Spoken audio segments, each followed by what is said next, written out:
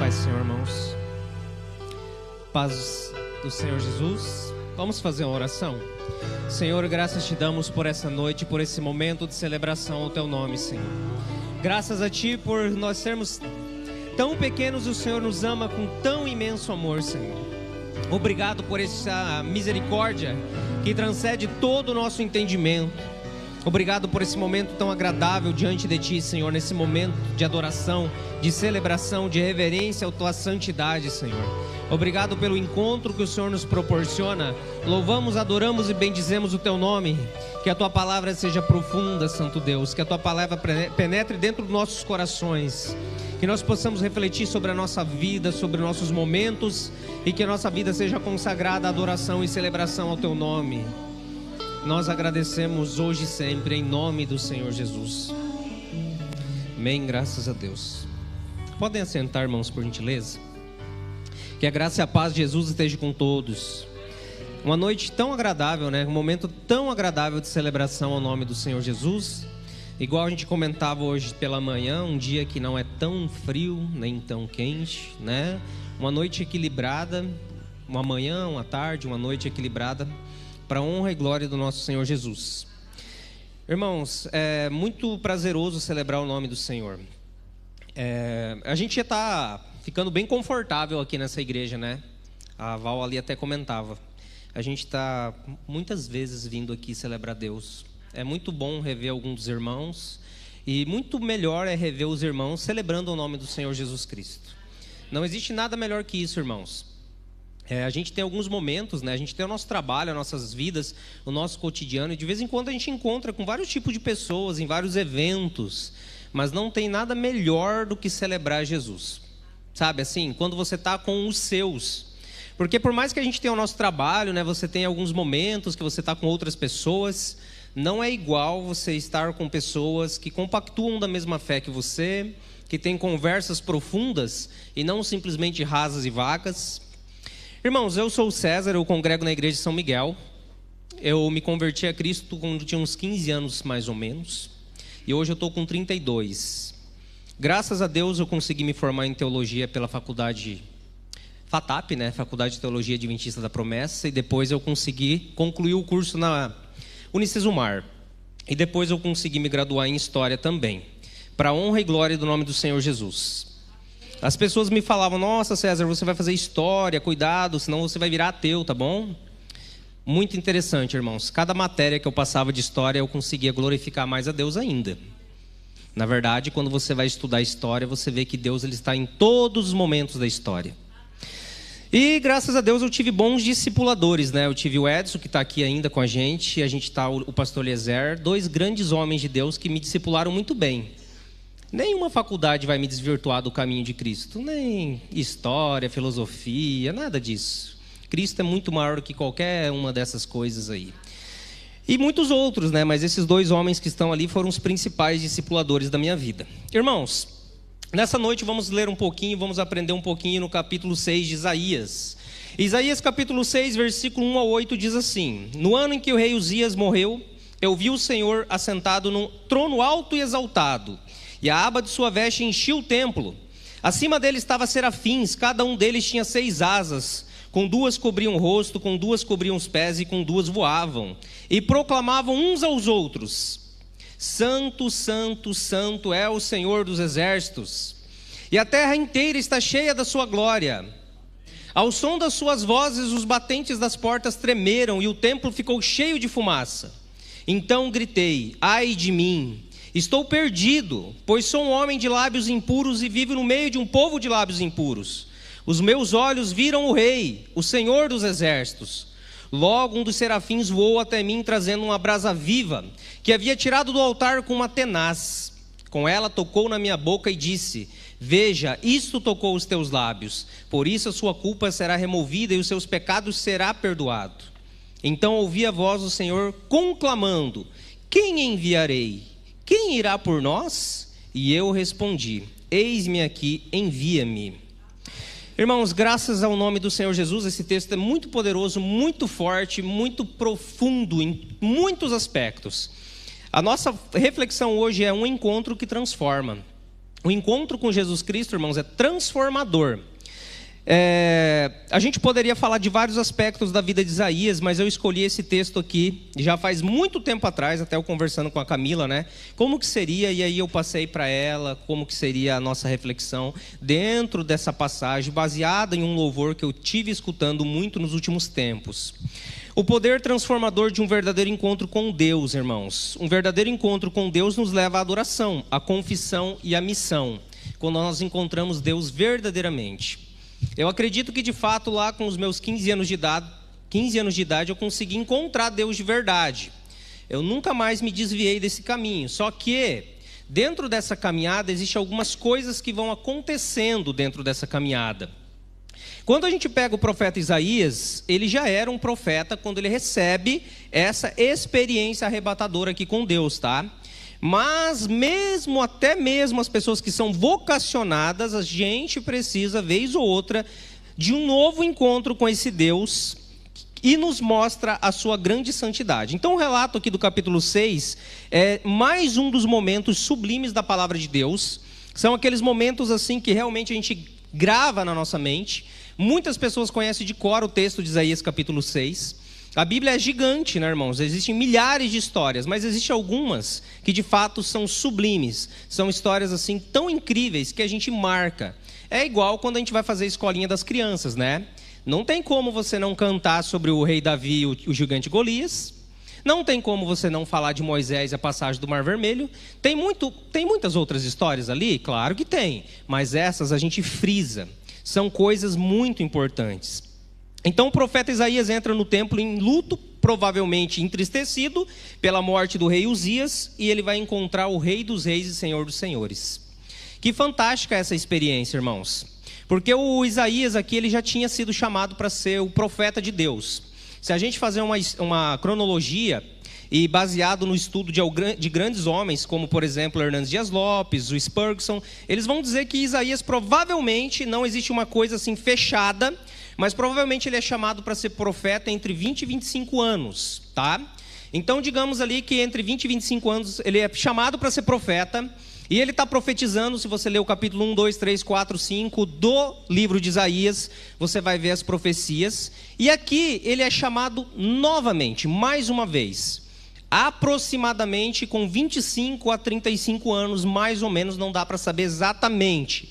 O fato é que ele já era um jovem, um homem comissionado por Deus, que teve a necessidade de ter um novo encontro, um novo momento com Deus. Como que a nossa vida é feita de momentos, irmãos? Por isso que hoje na nossa escola bíblica a gente falou como que é importante a gente congregar a Deus. A gente precisa ter vários encontros com Deus. Ou um encontro só resolve a nossa vida? Não resolve, a gente precisa ter vários momentos com Deus. Vários momentos de reflexão e aprender com Deus. Isaías ele perde o rei terreno aqui. Quando a gente lê no versículo 1, quando o rei Uzias morre, ele entra no templo. O rei Uzias foi um rei que teve dois momentos, né, irmãos? Um momento muito bom, começa a reinar de forma muito bem, e depois ele vai terminar muito mal. E a gente vê que de fato ele trouxe uma estabilidade para Israel. Não era, claro, igual o Rei dos Reis, o Senhor dos Senhores, mas ele vai trazer uma estabilidade. Isaías provavelmente fica triste nesse contexto. Como que vai ser agora com a morte desse rei? Depois vamos ter que colocar outro rei. É a mesma angústia que a gente tem de vez em quando muda governo, tá? Muda governo, entra presidente, sai presidente, a gente fica um pouco angustiado. Às vezes tem alguém que tem uma filosofia mais parecida com o que a gente acredita e outras vezes não. O fato é que Isaías vai ter que entender aqui que não importa se é rei Uzias, rei Jotão, quem seja. O importante é servir o verdadeiro rei dos reis e senhor dos senhores. O importante é servir o verdadeiro rei. Não importa se é Lula, Bolsonaro e não sei quem possa assumir a presidência. O importante é que a gente serve o verdadeiro rei. Se a gente encontra esse rei, a gente consegue ter uma visão de Deus, uma visão de nós mesmos e uma visão de mundo muito melhor e muito mais profunda. É o que a gente vai conversar aqui rapidamente, vou tentar ser o mais objetivo possível. Esses três aspectos desse texto tão profundo. Em primeiro lugar, irmãos, a gente tem a visão de Deus, a santidade de Deus manifestada aqui a Isaías. Então Isaías ele perde esse rei terreno, mas Deus ele vai mostrar para ele que ele é soberano, Ele é absoluto sobre todas as coisas. Não importa quem que está no governo. Na verdade, o povo tem que ser fiel a Deus. A gente sofre, nós padecemos, e a gente vai ver isso no vários momentos que Israel vai viver, por causa do pecado, o povo vai sofrer. Mas a gente tem que ter essa clara ideia, irmãos, que o trono de Deus ele não está vazio, o trono de Deus está preenchido. E hoje, ainda mais com um Cristo vitorioso. Ainda que Isaías ele vivia na perspectiva de um Salvador que viria. Hoje nós já vivemos na certeza de que ele venceu, irmãos. Olha o privilégio que nós temos, olha o privilégio de ter essa palavra de Deus totalmente na nossa mão e revelada para nós. Não devemos ter dúvida nenhuma de que o trono não está vazio. Não precisamos pestanejar, não precisamos ter dúvidas, igual a visão que Estevão teve, né, do trono, quando ele vê Cristo assentado. Essa visão a gente tem que ter bem claro na nossa mente. Ele está assentado, ele é poderoso, ele é sublime. Irmãos, aqui nesse texto de Isaías, a gente vai estudando a palavra de Deus e a gente vai encontrando algumas coisas que são sublimes. Como, por exemplo, no versículo 3 aqui, quando a gente lê: e proclamavam uns aos outros. Os serafins eles proclamavam: Santo, Santo, Santo é o Senhor dos Exércitos. Aqui está sendo projetado na Almeida Corrigida Fiel. Então clamavam uns aos outros, dizendo: Santo, Santo, Santo é o Senhor dos Exércitos. Irmãos, pode deixar projetado isso dali, por gentileza? Interessante que eu fui fazer uma pesquisa, porque eu achei tão bonito essa expressão, eu acho tão magnífica, os serafins clamando eternamente, né, diante do altar, esse êxtase que eles têm de adorar a Deus, porque Deus é tão grande que eles não conseguem parar de adorar a Deus. É algo tão profundo, tão enraizado dentro desses seres angelicais que preferiram ficar com ele na glória e não sair junto com Lúcifer. Irmãos, a palavra santo aparece na Bíblia cerca de 663 vezes. O termo santidade e as suas variações aparecem mais de 200 vezes. Mas a expressão santo, santo, santo é encontrada apenas 2 vezes na Bíblia. Em Isaías 6:3 e em Apocalipse 4:8. Somente 2 vezes na palavra de Deus aparece santo, santo, santo. Aqui a gente tem algumas coisas interessantes, porque a palavra santidade, ela também deve nos alcançar, porque Deus busca um povo santo, um povo transformado, um povo redimido, e nós temos que trabalhar em busca da nossa santidade. Só que santo, santo, santo igual Deus, e alguns teólogos e estudiosos vão dizer que essa daqui é uma expressão da Trindade também, né? Deus Pai, Filho e Espírito. É somente Deus. É somente eles que os serafins vão ficar nesse estado de êxtase. Olha o tamanho do poder e da glória do Deus que nós servimos, irmãos. Olha a visão que Isaías está tendo. Ele está tendo a visão máxima da santidade de Deus. Alguns vão dizer aqui, chamar esse momento de teofania, quando Deus se expressa, quando ele se manifesta de uma forma aqui que é a fumaça que enche o templo, que envolve. E Isaías fica atormentado com essa situação, porque ele se considera, ele sabe que ele é pecador, ele não consegue conceber a presença de Deus. E o templo se enche dessa fumaça, e ele fica com medo, e ele reverencia a Deus. Essa visão aqui, irmãos, não é meramente um sentimentalismo que Isaías vai ter. É uma manifestação profunda de Deus que mostra o quanto ele deve ser exaltado, glorificado, e de fato ele é incomparável. Por isso que essa expressão santo, santo, santo aparece somente 2 vezes, e as 2 vezes obviamente está se referindo ao grande Deus, o Criador de todas as coisas. Irmãos, essa canção que a gente acabou de cantar aqui, né? Deus faz a estéril ser mãe de filhos, Deus abre o mar, Deus faz tudo, né? E eu gosto de compartilhar, sempre quando eu escuto essa canção, eu lembro da nossa conversa lá com o professor de geografia na escola, né? E o professor de geografia lá comentando, ele se diz cristão, mas um pouco cético, assim, sabe? Difícil até de entender, né? Tem pessoas que é cristão, mas não acredita tanto em Deus. E ele falava que lá quando Moisés abriu o mar, na verdade Moisés não abriu o mar, né? Foi um momento que teve ali que o mar ficou mais baixo e eles conseguiram atravessar. Daí eu pensei assim, tá gente, Falei para ele: professor, mas para um Deus que cria o mundo, o universo, as estrelas, é muito difícil abrir o mar? É difícil para Deus dar filho para uma mulher? Irmãos, não existe nada que é grande demais para Deus. É que a nossa fé às vezes é muito pequena. Deus pode todas as coisas, às vezes Ele não quer fazer, aí é outra coisa. E aqui Isaías ele fica atemorizado com essa situação, com essa visão, com essa teofania, com essa aparição de Deus. Irmãos, muitas vezes na nossa vida a gente precisa recuperar a grandeza de Deus na nossa adoração, entender o tamanho dele.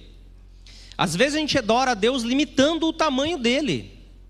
Mas será que Deus pode abrir o mar? Mas será que Ele pode dar filho? Irmãos, Deus pode tudo. Isso aí não é nada para Ele. O que é isso para Deus? Será que a gente não entende que Ele é o Criador do universo? Que os anjos, que uma classe dos anjos não consegue sair de frente do altar? É um estado de êxtase. A alimentação desses anjos é dizer: santo, santo, santo, eternamente. Santo, santo, santo. É um estado de êxtase tão grande, irmãos, que a gente ainda não tem. A gente não teve esse encontro ainda. A gente não consegue mensurar o tamanho de Deus. E Isaías, ele teve um pequenino encontro aqui. É claro que Deus se revela de uma maneira que não vai destruí-lo, porque Deus, ele é tão grande que é incompreensível, né? Como o livro Confissões do Santo Agostinho, ele escreve, né? Ele escreve assim: Deus, como que eu posso te entender? Se você é tão grande que não cabe no universo, mas o universo, ele foi criado por você. Se você não cabe no universo, onde está o resto do Senhor? Onde tu estás? Sabe assim, irmãos, a gente começa a mensurar Deus, a gente não consegue alcançá-lo. E ao mesmo tempo, Senhor, tu habitas dentro do meu coração? Sabe, irmãos, é algo fantástico demais. A gente precisa entender o tamanho de Deus. O verdadeiro avivamento vai começar quando a gente tiver uma visão elevada de Deus, não uma visão pequena de Deus. Deus é grande demais. Deus não se limita a coisas e a situações, irmãos. Esse é o primeiro ponto, a santidade manifestada. A visão de Deus. O segundo ponto é a visão de si mesmo. Quando Isaías ele olha para si, no versículo 5, quando diz: então gritei, ai de mim, estou perdido, pois eu sou um homem de lábios impuros e vivo no meio de um povo de lábios impuros. Os meus olhos viram o Rei, o Senhor dos exércitos. Irmãos, aqui é a visão. Primeiro Isaías consegue mensurar um pedacinho da santidade de Deus, e aqui ele tem a visão dele mesmo. Diante da santidade de Deus, Isaías desaba. Ele se sente um nada, porque ele não consegue acusar o povo, mas ele acusa-se a si mesmo. Na verdade, uma humildade muito grande de Isaías aqui. A primeira pessoa que ele vai apontar como pecadora é ele mesmo. Sabe assim, às vezes a gente tenta encontrar desculpas na nossa caminhada, e quando o problema somos nós mesmos. E ele coloca essa visão de si mesmo. A luz divina, ela não apenas revela o céu, mas ela expõe o nosso pecado. E isso daqui, irmãos, vai ser um tema tão debatido dentro da igreja, tão debatido. Quando eu digo igreja, é no mesmo sentido que foi colocado aqui, tá? É no sentido que existe uma igreja universal. Existem pessoas adoradoras de Cristo em todos os lugares, e agora, nesse momento, existem milhares de pessoas adorando o nome do Senhor Jesus. E existe um debate, como entender a lei e a graça. A luz divina, ela revela e expõe o pecado de Isaías. O profeta se vê como impuro. Ele, que era o porta-voz de Deus, se considera indigno. Ele reconhece que vive em meio a um povo de impuros lábios. A corrupção é pessoal, a corrupção é coletiva. Irmãos, olha que situação que ele se coloca aqui. Ele vive nesse meio, e ele era o porta-voz de Deus. Ele era o homem que levava a mensagem de Deus, ele que profetizava, acusava o erro, o pecado, tudo ordenado e direcionado por Deus. E às vezes, irmãos, a gente se coloca nessa situação, no mundo onde a gente vive, a gente se coloca assim: o que está acontecendo aqui? O que está sendo dito, o que está sendo expressado, o que está sendo falado? E a gente tem que olhar para nós mesmos, né? Como que a nossa vida está. que de fato a lei ela vai revelar esse pecado, mas calma. Não há defesa quando a luz de Deus ela nos ilumina. É só confissão. Quando Deus expõe o nosso pecado, a única coisa que nos resta é confessar. Irmãos, não podemos tentar nos justificar diante de Deus. Se a gente quiser se justificar diante de Deus, acabou para nós. Não temos condição nenhuma. Quando Deus bate dentro do nosso coração, a gente tem que confessar o nosso pecado. É o que Isaías faz aqui. Ai de mim, estou perdido, não consigo, a minha boca é impura. Ele fala aqui do que a nossa expressão máxima, que é a nossa fala. Então, quem não reconhece o seu pecado, nunca viu Deus de fato. É uma forte aplicação que eu coloquei aqui, irmãos. Se alguém não consegue confessar a Deus, de fato não entendeu quem Deus é. Muitos se acham bons demais para se arrepender, mas o verdadeiro servo começa de joelhos. O verdadeiro servo, irmãos, começa de joelhos. Nunca vamos ser bons o suficiente para se acharmos que estamos numa condição elevada diante de Deus. E aí a gente pode relembrar vários momentos da palavra de Deus. Deus chamou muitos homens que poderiam ter sido usados por Ele, mas não foi por causa da arrogância do coração desses homens. E a gente pode pegar os próprios discípulos de Jesus, né? Quando disputavam qual que seria que sentaria à direita ou à esquerda dele. Eles não tinham entendido ainda que o verdadeiro significado do cristianismo não começa no trono, mas começa de joelhos. Começa quando a gente reconhece a nossa necessidade. E aí vem o nosso terceiro ponto, irmãos. A visão do mundo, o chamado respondido, que vai do versículo 6 ao 8. O versículo 6 diz que logo um dos serafins voou até mim, trazendo uma brasa viva que havia tirado do altar com uma tenaz. O versículo 6 mesmo ali, aqui na Almeida Corrigida Fiel também traz a tenaz. A tenaz é uma espécie de alicate, torquês, tem vários nomes, né? Uma pinça, era uma coisinha que pegava as brasas lá do altar, né? Aqui está a graça de Deus, irmãos, que Deus ele não simplesmente revela o pecado, mas ele nos purifica. Essa é a vontade de Deus para nós. Ele vai revelar o nosso pecado, ele vai revelar a necessidade que temos de ter ele na nossa vida, mas ao mesmo tempo ele vai te dar a chance de purificação, de transformação. Deus quer que sejamos tocados por ele. Irmãos, uma coisa que eu coloquei aqui na minha reflexão, quando eu preparava essa reflexão, essa mensagem, e eu achei muito forte que o altar é símbolo de sacrifício. É uma brasa, que, no caso aqui, que é simbolizada esse sacrifício por uma brasa. Irmãos, olha como que é diferente do que muita gente pensa. Tem gente que gosta de estar no altar para aparecer, né? Gosta de fazer do cristianismo simplesmente um evento. Então lota-se muitas igrejas, aí as pessoas querem ver o pastor tal, porque ele é importante, e eles pagam esse pastor tal para pregar, que é uma coisa bem interessante, né, em alguns templos aí, porque a visão está na pessoa e não mais na pregação. A visão está em que banda, quem que vai cantar. E o altar, irmãos, é símbolo de sacrifício. Se você voltar para a antiga aliança, o que se fazia no altar? Matava. Então, para você estar aqui, você tem que morrer. Você tem que sacrificar a tua vida para pregar a palavra de Deus, para cantar, para louvar.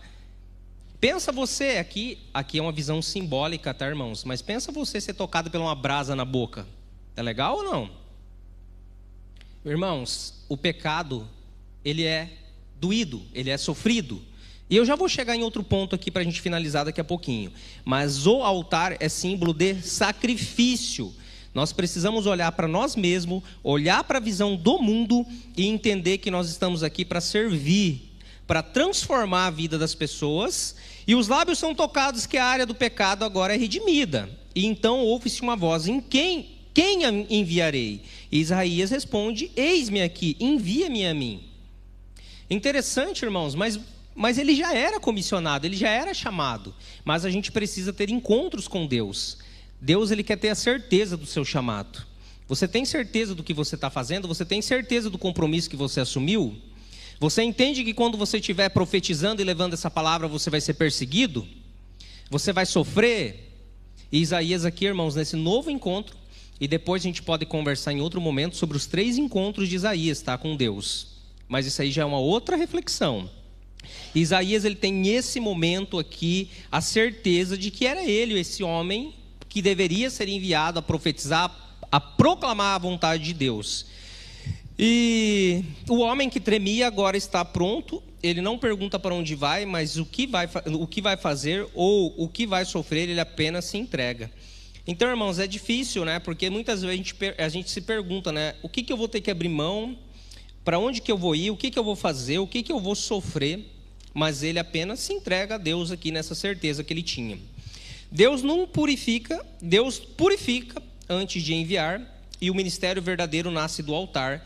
Então, quem foi tocado por Deus não vive mais para si mesmo. Quem é tocado verdadeiramente por Deus, a sua vida agora vai ser uma vida de proclamação e adoração ao nome do Senhor Jesus. Aonde quer que você esteja, né, irmãos? Aonde quer que nós estejamos, nós seremos essa brasa viva que vai proclamar não a nós mesmos, mas a verdade do nome do Senhor Jesus. Algumas aplicações práticas aqui para a gente finalizar essa nossa reflexão dessa noite. A adoração verdadeira exige reverência e a gente precisa reaprender a temer o nome de Deus. Muitas vezes a gente tem que aprender novamente algo que talvez a gente tenha certeza. Sem confissões não há transformação, tá? Então, assim, para quem gosta de ler, eu recomendo o livro do Santo Agostinho, Confissões. É um livro bem denso, então se você não tem muito hábito de leitura, não comece por ele. Mas se você tem hábito de leitura, leia. Sem convicções não há transformação da nossa vida. Você precisa confessar a Deus constantemente, todos os dias. Mas eu já confessei no sábado de manhã. Tá bom, agora a nossa semana vai começar. Não precisa, irmãos. Todo dia a gente necessita confessar os nossos pecados a Deus. A graça não é barata. Ela exige arrependimento. Irmãos, esse termo, a graça não é barata, foi cunhada pelo teólogo Dietrich Bonhoeffer, que é outro assunto já também, tá? Então a nossa igreja tem uma lição, Igreja Adventista da Promessa, que é lei e graça. Há um tempo atrás aí, né? Eu já estou há 17 anos na igreja, eu passei por essa lição. Teve alguns que não passaram. Para entender o que o Dietrich Bonhoeffer ele quis dizer quando a graça não é barata, irmãos. Ah, mas a graça não é um favor imerecido, algo que é de graça? Sim, é de graça, você recebe de graça, mas ela não é barata, ela custa muito caro. Ela custa, primeiro, a vida de Cristo. E aí depois vai vir muito mais coisas que Deus exige que nós façamos dali para frente. Então, irmãos, a gente tem que confessar o nosso pecado, viver de acordo com o que Cristo exige e arrependermos dos nossos pecados.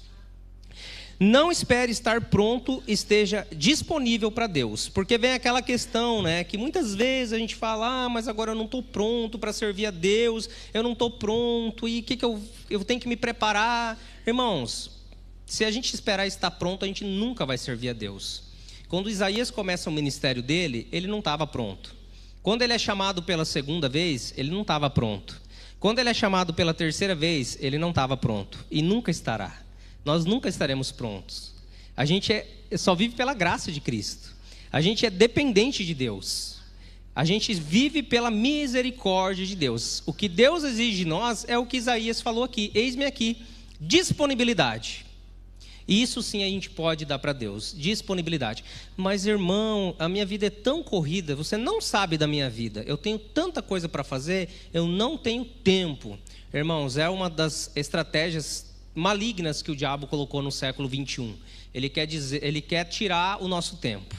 E a gente vai usando isso como desculpa. Eu não tenho tempo, eu não consigo, eu não posso. É muito triste, né? E a gente precisa da disponibilidade. Isaías entrou no templo abatido e saiu transformado. Viu o Senhor, viu a si mesmo e viu a necessidade do mundo. Irmãos, Deus ainda está nesse trono. Ainda há serafins clamando. Ainda há brasas vivas no altar. A pergunta que ecoa, né, é: a quem enviarei?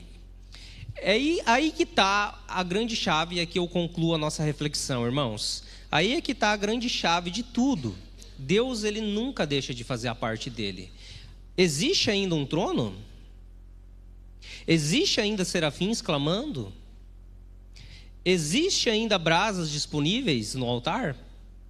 A pergunta que fica é: mas existem pessoas disponíveis ao chamado?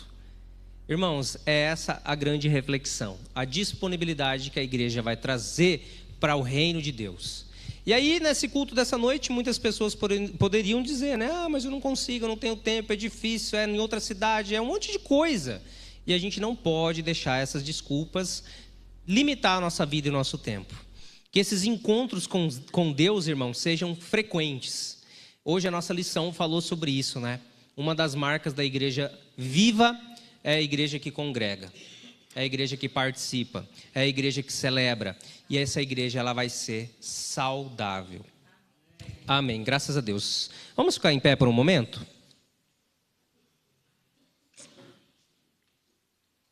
Agradeço a oportunidade, irmão, de trazer a palavra de Deus, tá? Não é minha palavra isso daqui. Palavra do Senhor Jesus. Agradeço muito. E uma coisinha que eu esqueci de falar, tá? Mas eu gostaria de falar agora que nós estamos sendo pastoreados pela missionária Edilene, tá? Missionária Edilene, cadê você? E a gente se sente muito orgulhoso de ter você como nossa líder, tá? Eu esqueci de falar aqui no início, mas agora eu lembrei. Não, eu esqueci, mas estava na minha pauta aqui para falar. Agradecemos a Deus pelo ministério da nossa líder, da nossa missionária. Irmãos, vamos orar nesse momento por essa palavra. Depois, a missionária Edilene vai orar no final. Mas eu gostaria que a gente orasse nesse primeiro momento aqui por essa palavra. Que de fato, assim como Isaías teve esses encontros com Deus, que a gente possa se encontrar com Deus constantemente na nossa vida. E que cada vez que Deus nos chamar, a gente esteja disponível para fazer a vontade de Deus. Porque o nosso coração, irmãos, às vezes é tão duro, é tão difícil a gente entender esses chamados. E Deus, Ele é santo, irmãos. Santo, santo, santo é o Senhor. Irmãos, os anjos fazem a parte deles, irmãos. Os anjos fazem a parte deles de nunca deixar de adorar a Deus, de nunca deixar de celebrar a Deus. Que a sua criação, tão pequenininha que somos nós, também não deixe de fazer a parte. Que nós também possamos dizer: Senhor, Tu és santo, santo é o Seu nome, e nós vamos Te adorar para toda a eternidade. Obrigado, Senhor Jesus, por essa noite, pela vida de cada um dos Teus filhos que está aqui, Senhor Jesus. Não é por dinheiro ou mérito, não é por fama e nem glória, Senhor, mas é pela Tua graça. É pela Tua graça que a Tua igreja proclama a Tua verdade, Senhor. É pela Tua graça, Pai, que estamos aqui. Não é para nós aparecermos, Senhor, não é para glorificarmos homens, mas é para glorificar o nome do Rei dos Reis. Não são presidentes e nem líderes que vai resolver o problema do Brasil e do mundo, mas é o Rei dos Reis que está sentado no trono eterno, Jesus Cristo, nosso Senhor. Não é por mérito que nós cantamos bem, ou louvamos, ou pregamos. Não é a capacidade intelectual, Senhor, mas é o Espírito Santo que move a Tua igreja. É o Espírito Santo que muitas vezes nós deixamos de lado, que move a Tua igreja. Não é teologia e nem força humana. Nós simplesmente somos vasos de barro nas mãos do oleiro. Nós somos como Isaías, Senhor. Nós temos medo porque nós somos pecadores. Nós temos medo, mas os Seus serafins fazem os batentes da porta tremer, Senhor. E o nosso coração também treme, Senhor. Temos medo porque o pecado é mostrado, é revelado, mas a Tua graça é muito maior, Senhor. A Tua graça toca como uma brasa viva. Pai, toque na necessidade de cada um dos Teus filhos aqui nessa noite. Se nós temos vaidade, tira de nós, Senhor. Se nós temos arrogância, tira de nós, Senhor. E coloque Teu Espírito Santo. Obrigado, Senhor Jesus. Obrigado, Senhor. Obrigado, Senhor Jesus.